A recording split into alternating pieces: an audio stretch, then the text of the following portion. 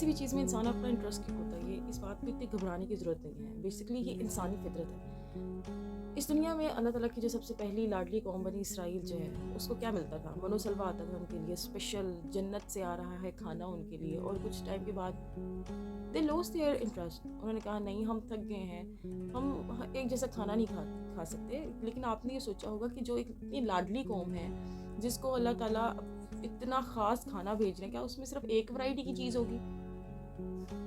लेकिन नाशुक्रा है इंसान।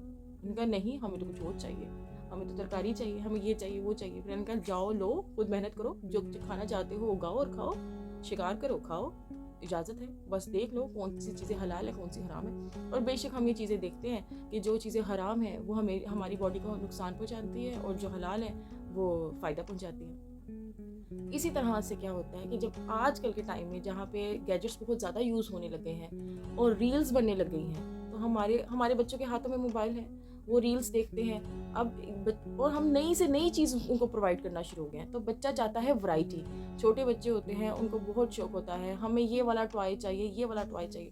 जब वो टॉय उसको मिल जाता है और वो उसको एक्सप्लोर कर लेता है, उसका इंटरेस्ट वहीं पे ख़त्म हो जाता है। और फिर वो जो आपके पास टॉय था या कुछ भी था उसके खेलने के लिए, कोई गैजेट था या कोई बुक थी जो उसको एंगेज करी थी किसी चीज़ में, उसका इंटरेस्ट जैसे एक्सप्लोर करने के बाद ख़त्म हो गया। वो ज़्यादा 1 घंटा उसने यूज़ किए, बात ख़त्म हो गई।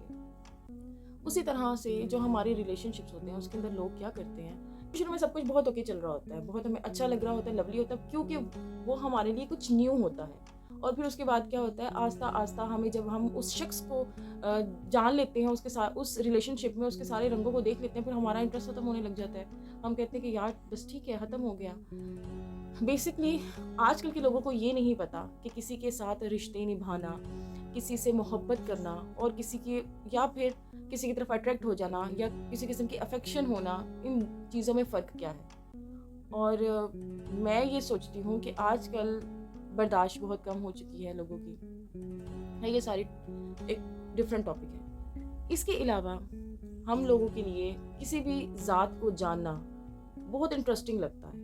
चाहे हम जहाँ हमारे वर्किंग एनवायरनमेंट में जब कोई न्यू मेंबर आता है तो हमें बहुत शौक होता है कि हम जी फटाफट से उससे दोस्ती कर लें और उसकी सारी बातें हमें पता चल जाए, और हमें पता चले कि या ये शख्स जो है वो हमारे लिए कल को बेनिफिशियल है तो हम इसे अपनी टीम में डाल लें, और अगर बेनिफिशियल नहीं है तो हम इससे दूर रहें।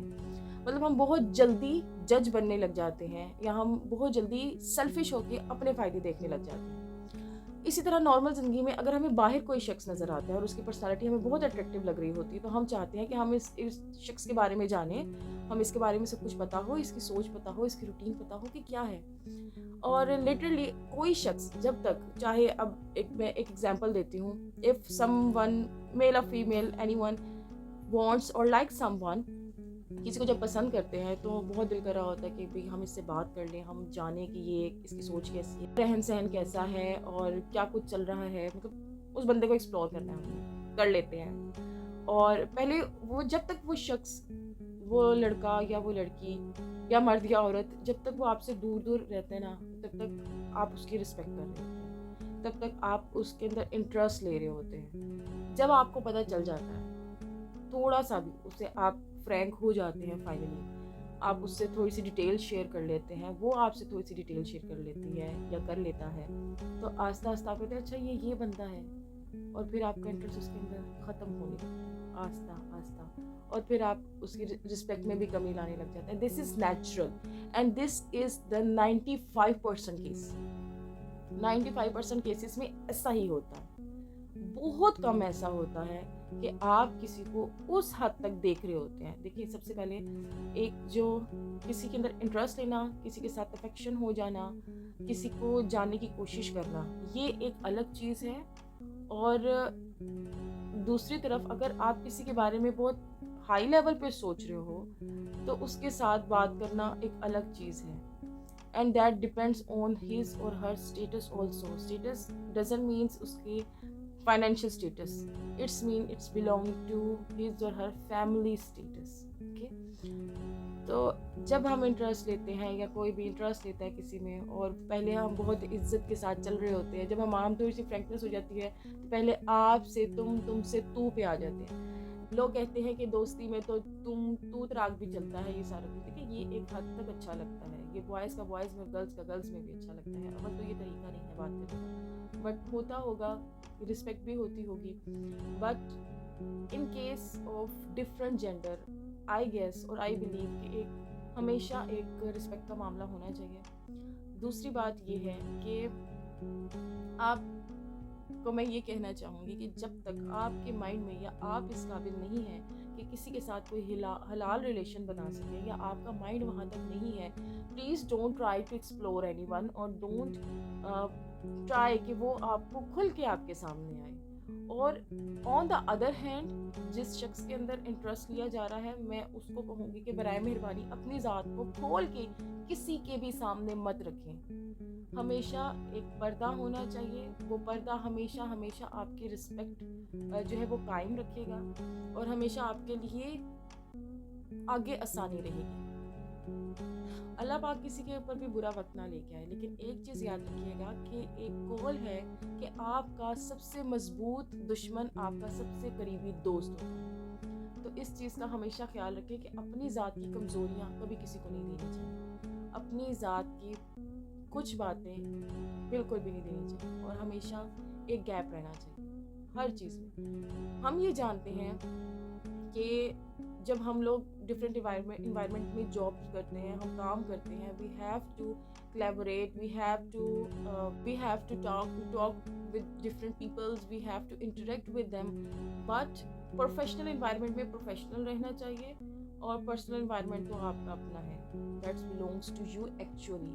सो प्रोफेशनल जगह पे कभी भी पर्सनल होने की कोशिश मत करें। बट एनीवे कभी बहुत अच्छे कुछ टर्म्स भी बन जाते हैं, वहाँ पे हमें बहुत अच्छे अच्छे दोस्त भी मिल जाते हैं, बट हमेशा एक लिमिट और एक लाइन रहनी चाहिए जो कि आपको हमेशा हमेशा सेफ रखेगी। सो इसके अलावा जो हमारे डिफरेंट रिलेशनशिप्स हैं, जो कि just like a married couple और the joint family and any relation with in the family, the हलाल रिलेशंस, हमेशा अपने रवैये में वैरायटी रखें। अगर आप हर चीज़ में मिठास लेके आएंगे, लोग आपका फ़ायदा उठाएंगे। अगर आप हर वक्त हार्श रहेंगे, लोग आपको इग्नोर करने लग जाएंगे। आप हर वक्त इल्ज़ाम लगाएंगे या आप हर वक्त जो है झूठ बोलेंगे, कुछ टाइम होगा लोग आपको समझेंगे, और उसके बाद उस हिसाब से वो आपके साथ वो चलेंगे, जिसमें पॉजिटिविटी भी आ सकती है और नेगेटिविटी भी आ सकती है। और देखिए ये बात हमेशा याद रखें कि वो मोमिन नहीं है कि जिसकी ज़ुबान की वजह से उससे उसका कोई भी रिश्तेदार या कोई भी मोमिन कोई और शख्स मिलने से घबराता हो। ये चीज़ें हमने पढ़ी हैं, लेकिन हम इसको प्रैक्टिस में नहीं लेके आते हैं। हमारे बहुत से रिश्तेदार हैं, होते हैं, हमारे रिलेटिव्स होते हैं, हमारे नेबर्स होते हैं, जो कि हमारी छोटी छोटी चीज़ को लेकर डिस्कस करते हैं, हमारी लाइफ को, हमारी पर्सनल। देखिए आपका पर्सनल आपका है, आपका पर्सनल ज़्यादा से ज़्यादा डिस्कस होगा कि आपके ही घर के अंदर आपके बहन भाई के साथ और आपके पेरेंट्स के साथ। जब आपके बहन भाई के स्पाउस आ जाएंगे तो उनके सामने भी आपकी पर्सनल लाइफ की कोई भी डिस्कशन नहीं होनी चाहिए। और जितने भी हमारे रिलेटिव्स होते हैं, बाहर के लोग होते हैं, उनके साथ भी आपकी पर्सनल लाइफ डिस्कस नहीं होनी चाहिए किसी बाहर वाले। आप लोगों के लिए भी ये चीज़ है कि प्लीज़ किसी से पर्सनल क्वेश्चंस मत करें। कौन कब शादी कर रहा है, कौन कब पढ़ रहा है, कौन किसके कब बच्चे हो रहे हैं, नहीं हो रहे हैं, anything. You don't have any right to ask anything. आपके हस्बैंड कहाँ होते हैं, आप उनके पास कब जा रहे हो, आपकी वाइफ कहाँ होती है, आपकी वाइफ क्या जॉब कर रही है, आपकी फैमिली कैसी चलती है, आपके खर्चात कैसे चलती हैं, each and everything people use to ask. बस उनको जैसे कोई काम ही नहीं है, बस मुंह फट के बोल लिया। ऐसा नहीं होता भाई, सबकी अपनी पर्सनल लाइफ होती है, पर्सनल स्पेस होती है। Don't try to hit that. ऐसे सवालात मत करें। अब देखें, होता यह है कि जो आपके इर्द गिर्द के लोग हैं आपकी पर्सनल लाइफ को लेके आपको हिट करते हैं बार बार बार बार। और अगर तो वो यंग है बहुत ज़्यादा, अगर तो वो छोटे बच्चे, तो हमारी जो जनरेशन जो है वो ओल्ड जनरेशन है, वो बड़े आराम से कह देती है, ए देखो इन्होंने तो गुस्सा बड़ा चलता है, ऐते बड़े बदतमीज है, इन्हें अगो जवाब नहीं देंगे, गुस्सा खा जाते हैं, ऐते लड़ते हैं, इस वास्ते इन्हों का यह हाल हुआ है।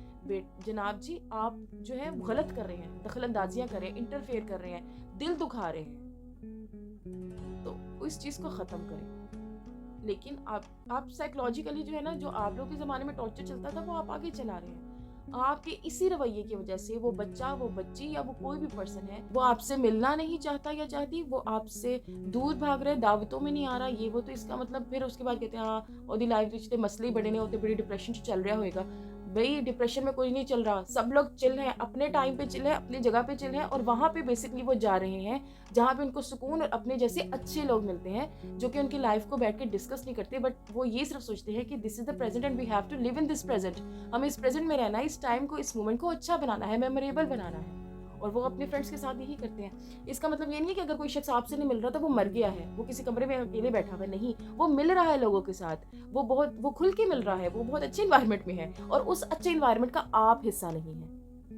ये भी मैटर नहीं करता, क्योंकि आप भी अपनी जगह पे चिल है, वो अपनी जगह पे चिल है, लेकिन जो आपने दिल आजारी की है, जिसकी वजह से आपकी वो मेंबर आपसे मिलना नहीं चाह रहा, आपको उस चीज़ का जवाब देना पड़ेगा कि आपने उसको इतना डिसहार्ट क्यों किया।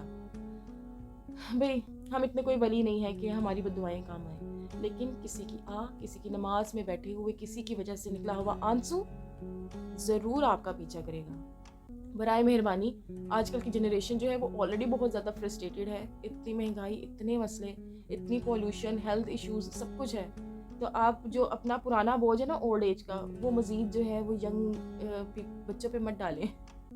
थोड़ा सा इजी रहें, स्पेस दें, और अपने रिलेशंस में वेरिएशंस लेके आएँ। हमेशा पोलाइट रहें, और जब ज़रूरत पड़े, जहाँ पे आपने अपनी फैमिली की तरबियत करनी है, अपने बच्चों की तरबियत करनी है, वहाँ पे एक सर्टेन पॉइंट पे आके थोड़ा सा हार्श हो, ताकि बच्चों को पता चले और लोगों को पता चले ये बंदा कभी ये बंदा या बंदी ये फैमिली मेम्बर हमारा इस तरह से कभी बिहेव नहीं करता, बट आज ही कर रहा है, तो इसका मतलब है कि यहाँ पे कुछ गड़बड़ है, कुछ ख़राब है। जब आप रोज़ छोटी छोटी बात पे नाराज़ हो जाएंगे ना, तो फिर एक टाइम आकर सब कहेंगे कि इसको तो कुछ नहीं, तो हर टाइम नाराज़ रहता है छोटे से। एक शख्स जो हर वक्त शिकायतें करेगा तो इसकी तो शिकायतें नहीं खत्म होती। तो इसलिए प्यार जताएं, इतना प्यार जताएं कि जब आप नाराज़ होना तो लोगों को इस चीज़ का एहसास हो कि आप नाराज़ हो। आप किसी के ऊपर अपना अच्छा हक जताएं, ताकि कल को कोई आपके ऊपर हक जता सके, आपकी नाराज़गी पे भी और आपके प्यार पे भी, आपके गुस्से पे भी और आपकी हर तरह की अच्छाई बुराई। सो मैटर कहाँ पे रहा या मैटर है एक्सप्लोरिंग समवन और लूजिंग इंटरेस्ट। जब हम अपने रिलेशंस में वेरिएशन लेके आते हैं तो फिर अगला शख्स जो है उसके अंदर इंटरेस्ट नहीं खोता। जब आप अपनी ज़ात की कुछ चीज़ें छुपा के रखते हैं तो अगला कहता है कि नहीं, मैं नेक्स्ट टाइम जब इससे बात करूँगा या बात करूँगी तो मुझे कुछ और नया मिलेगा, वो कभी भी अपना इंटरेस्ट नहीं खोएगा। तो अपनी ज़ात की कुछ चीज़ें पेचीदा रखें।